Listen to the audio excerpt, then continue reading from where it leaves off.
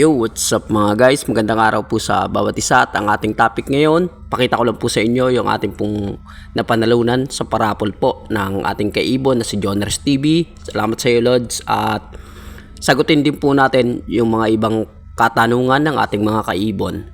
Yun lang po yung ating topic ngayon, pero bago yan, panoodin muna natin intro. Hey yo, what's up mga guys? Densky Avery. Huwag po natin kalimutan paki-like, comment, share, subscribe at pakipindot na rin po ang notification bell para sa ganoon lagi kang makapanood ng mga panibago ko pang i-upload ng mga video. God bless! Yo, what's up everyone? Magandang araw po sa bawat isa. Pakita ko lang po sa inyo yung ating pong napanalunan sa parabol po ng ating kaibon na si Joners TV. Lord, salamat sa iyo, Lord. Shoutout sa iyo. At sasagutin na rin po natin yung katanungan ng ating mga kaibon na sina Rodolfo Toralba, Jane Paracale, at saka po si Edeline Manliklik. Yan po yung ating mga sasagutin, yung kanila pong mga katanungan. Mga kaibon, tuloy-tuloy lang po kayo sa bawat pagsuporta sa akin sa aking YouTube channel at sa akin din pong Facebook page. Follow po kayo at subscribe po kayo rito sa ating YouTube channel. Tuloy-tuloy lang mga kaibon.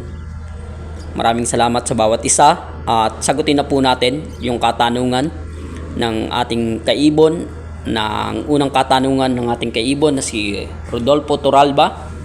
Lods, ilang buwan bago iwalay sa magulang yung mga inakay ng ating ibon na Albs. Albs po yung kanyang ibon o African lovebird. Yung African lovebird po, iwinawalay ko po sila ng 2 to 3 months. Pero depende po yan sa dami ng kanilang inakay. Kasi minsan meron po kasing panganay, pangalawa, pangatlo, ganun po. Depende po yan kung kumakain na po yung iba. Halimbawa po, may pinakabunso, 4 sila. Yung 3 kumakain na, bumababa na sa nest box at nandoon na sa cage at nakikikain na rin doon sa mga pagkain na ibinibigay natin. Malakas na at pwede nang ibaba, pwede po natin yung tanggalin na. Pero kailangan po pag tinanggal natin sila sa kanilang magulang, sa kanilang cage o cage ng magulang, pag tinanggal natin sila doon, paliguan natin sila bago natin sila ilagay sa kanilang flight cage na itinatawag. Pwede rin po ilagay natin sila sa flight cage ng pare-pareho lang po mga bata pa. Huwag po nating ilalagay sa flight cage ng magkakaiba po yung edad. Ganun lang po, 2 to 3 months. Minsan po may hindi po umaabot ng 3 months, 2 months pa lang, pwede na nating ilipat. Lalo na po pag kayong nagbi-breed na po muli yung kanilang mga magulang. Yun po yung aking kasagutan sa iyong katanungan, Lods Rodolfo Toralba. Maraming salamat sa iyo.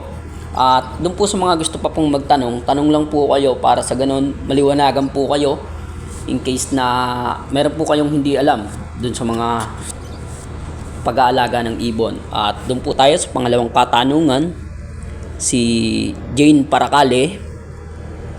Idol, gaano katagal naman mag-clutch o mamisa ng itlog ang mga anghen o ang ibon niya raw po. Yung ibon po ni Ate Jane Paracale, sa akin din po nang galing. Sa akin po siya kumuha ng alaga niyang ibon at ang ibon niya po na yon, Albs po yun o yung African lovebird po. Kung ilang buwan po bago mamisa, ilang araw o ilang days, 21 days po yan. Pero depende rin po yan sa itlog, kung ilan po yung kanilang itlog. Kasi pag namisa po sila ng isang beses, halimbawa Lunes sila namisa, Martes hindi po mamimisa yan, Merkules na po yan ulit. Tapos Merkules, then Huwebes hindi, Biyernes mamimisa po. Depende nga po dun sa kanilang itlog. At depende rin sa ating mga ibon, kasi may tinatawag po tayong basal na ibon o first time na itlog, kaya minsan pag first time pong nangitlog yung ating ibon, hindi po napipisa basta-basta o hindi po nagiging fertile yung mga itlog nila. Kaya pagka nangitlog po yung ating pong mga ibon, huwag po tayong masyadong maging excited. Then huwag din po tayong silip ng silip o huwag po tayong mainip. Ganun lang po mga kaibon. Lagi lang po tayong i-enjoy lang po natin yung ating pong pag-aalaga ng ibon para sa ganun hindi tayo mainip. Kasi pag nainip po tayo, talo po tayo doon. Yun lang po ang kasagutan ko sa iyong katanungan, Jane Paracale o Ate Jane. Yun po yung kasagutan ko sa iyong katanungan. Maraming salamat sa mga tanong mo. At doon po sa mga gusto po pong magtanong na iba na ating mga kaibon, tanong lang din po kayo. At sasagutin ko lang po ayon po sa aking pong mga karanasan dito sa pag-aalaga ng ibon. Then ang katanungan na pangatlong katanungan ng ating kaibon na si Edeline Manliklik. Sagot ko po sa iyong katanungan. Ang tanong mo po, Lods, ano po magandang cage? Double cage o single cage? Salamat. Ang sagot ko sa iyong katanungan, iba't iba po kasi yung ating pong mga sukat ng mga cage. Pag single cage, 15, 24. Meron din pong double cage na 17, 30 or ano po yun, ordinary po yun. Meron din po yung double cage easy type 17, 30. Double cage easy type 17, 30 rin po. 16 cage po yung isa. Yung isa naman po 14 cage. Ibig sabihin po yung kapal po nila magkakaiba po. Sa kapal po yun. Depende po sa inyo yan kung ano po yung mas gusto nyo. Ang una po, doon naman po kasi sa bawat double cage, sa single cage natin, pag bumili po tayo ng single cage, ang ating pong nest box, medyo masikip po yun. Kaya ang ating nest box doon, hindi po pwedeng ilagay sa loob ng ating cage. Kailangan po nasa labas po yung nest box o yung pugaran o itlogan nila. Ganun lang po, pag wala po tayong sapat at maayos na budget, pwede po yung ganun. Pero pagka may budget naman po tayo, pwede po na ang ating bilihin kahit po second hand lang, pero double cage. Kung yung ordinary lang din po yung kaya natin, ang gagawin naman natin doon, mas maganda po yun pagka double cage, kahit ordinary lang, nasa labas po yung mga nest box, kabila ang gilid po.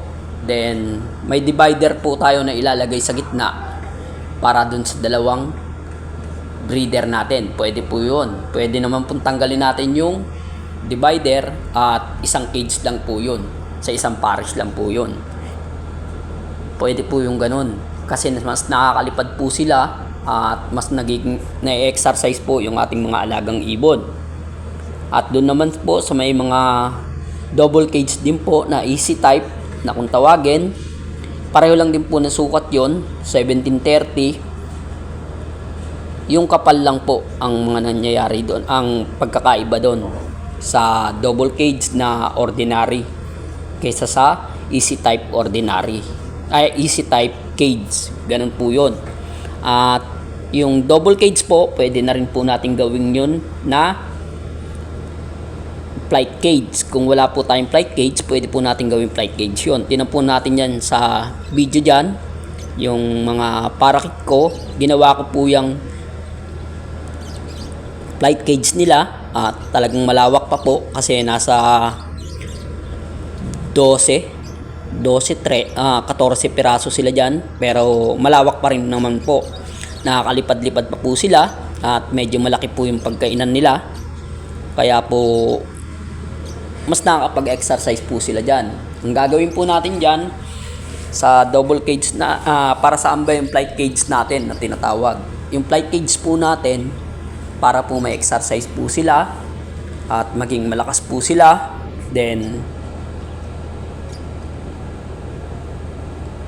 pagka yung kanila pong mga katawan maganda na at nakapili na po sila ng mga magiging pares nila, doon ko po sila nilalagay sa mga tinatawag natin ng mga double cage. Doon po sa mga breeding cage, breeder cage natin. Doon na po yung mayroon na po silang nest box. Ayun lang po ang aking pong kasagutan sa mga katanungan ng ating mga kaibon. At tuloy-tuloy lang po kayo. Sana po may natutunan sa konting mga kasagutan doon sa mga katanungan nyo mga kaibon. Tuloy-tuloy lang po kayo sa pagsuporta. Then dagdag ko lang din po, diyan po sa picture na yan, meron po tayong ibon dyan na isa. Yan po. Siya po wala na po ng isang paa. Kasi nakagat po siya ng daga. Iwas-iwas po tayo sa mga mabubulabog ng ating mga daga. Lalo na po kapag mababa po yung ating mga kulungan, kawawa po yung ating mga ibon. Pero okay na po yan at galing na po yung kanyang paa. Kaya lang iisa na lang po yung kanyang paa dahil nakagat nga po yung isang piraso na kanyang paa. Tuloy-tuloy lang din po sa pag-iibon kahit ano pong mangyari sa ating mga ibunan. Tuloy lang po at wag po tayong aayaw basta-basta. At ang alaga ko po dyan ng mga ibon, parakeet at African lovebird. Then, doon po sa ating pong parapol, balik po tayo, punta po tayo doon sa ating parapol mga lods. Yung parapol po natin, tuloy po yun. Kaya lang yung 1,000 subscriber, hindi ko na po aabutin yung 1,000 subscriber kaagad. Susunod na po yun, ang gagawin ko lang po, 800 subscriber. Then, pag naka 800 subscriber po tayo, mamimigay po ako, pipili po ako doon sa ating ruleta ng mananalo. Sa ating mga naka-subscribe, magkakaroon po ng isang pares na African lovebird ng isa at ang isa naman po magkakaroon po ng African lovebird na isang pares, ang isa parakeet na isang pares.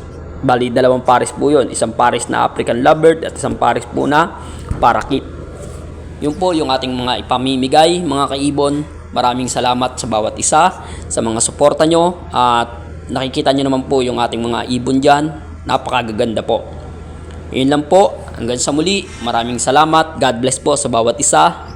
At wag po kayong magsasawang sumuporta. Suporta lang po. Hanggang sa muli.